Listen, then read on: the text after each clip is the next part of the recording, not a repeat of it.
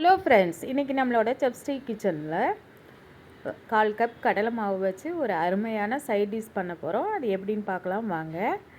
அதுக்கு நான் 1/4 கப் கடலை மாவு எடுத்து தண்ணி ஊற்றி நல்லா நீர்க்க கரைச்சி வச்சுருக்கேன். கடாயில் 2 ஸ்பூன் எண்ணெய் விட்டுட்டு 1/4 ஸ்பூன் கடுகு, 1/2 ஸ்பூன் உளுத்தம்பருப்பு, 1/4 ஸ்பூன் ஜீரகம் போட்டு நல்லா பொரிஞ்சதுக்கப்புறம் பெரிய வெங்காயம் 1 கட் பண்ணி வச்சுருக்கேன். 2 தக்காளியும் 10 பச்சை மிளகாய் எல்லாத்தையும் கட் பண்ணி அதில் போட்டு நல்லா வதக்கி விட்டுக்கணும்.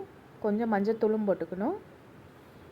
அதுக்கு தேவையான அளவு உப்பு எல்லாம் போட்டு நல்லா வதங்கினதுக்கப்புறம் நம்ம கரைச்சி வச்சுருக்க கடலை மாவு ஊற்றி நல்லா கொதி வந்ததுக்கப்புறம் இறக்கிடலாம்.